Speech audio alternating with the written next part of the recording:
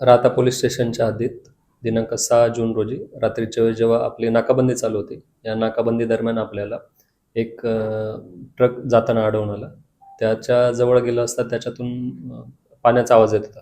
त्याच्यामुळे संशयास्पद वाटल्याने आपण पाहणी केली असता त्याच्यामध्ये आपल्याला मासे वेगवेगळे याचे आढळून आले आणि नंतर आपण त्याबाबत अधिक माहिती घेतली असता आपल्याला कळाले की त्यामध्ये जे भारतात आणि महाराष्ट्रात बंदी घातलेला मांगूर मासा आहे, यांची वाहतूक केली जाते. याच्यानंतर आपण सदर ट्रक चालक याला चौकशीसाठी ताब्यात घेतलेला असून गुन्हा दाखल करण्याची प्रक्रिया चालू आहे. आपण जो ट्रक ताब्यात घेतला त्याच्या जवळपास 4.6 टन ज्याची किंमत अंदाजे बाजार किंमत 4,60,000 रुपये आहे, असे मांगूर मासा जप्त केलेला आहे. आणि ही वाहतूक भिगवण येथून त्याने जे मासे आहेत ते भरून गाडी घेऊन तो मध्य प्रदेशात चाललेला होता, अशी त्याच्याकडून माहिती मिळालेली आहे. मांगूर मासा हा खरं पाहायला गेलं तर इन्व्हेजिव्ह स्पेसिस म्हणतो आपण. थोडक्यात सांगायचं तर समजा आपण गवत पाहिलं तर गवतामध्ये काँग्रेस ही जी प्रजात आहे ती प्रजात एकदा एका ठिकाणी ते झाड लागलं तर ते पसरत जातं मोठ्या वेगाने आणि बाकीच्या झाडांना वाढू देत नाही.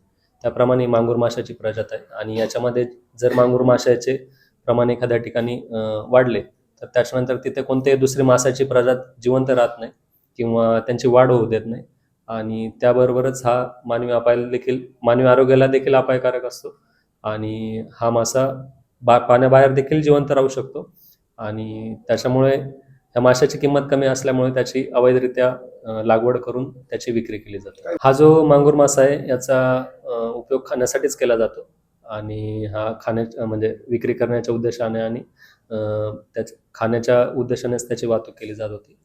परंतु जे आम्ही माहिती घेतली त्याच्यानुसार सदरचा मासा आरोग्याला देखील धोकादायक असतो आणि त्याचप्रमाणे पर्यावरणाला देखील धोकादायक असतो. त्यामुळेच भारत सरकारने आणि महाराष्ट्र सरकारने यावर बंदी घातलेली आहे आणि अशा अवैध माशांची वाहतूक होत होती, त्याच्यामुळे आपण त्यांच्यावर गुन्हा दाखल केलेला आहे.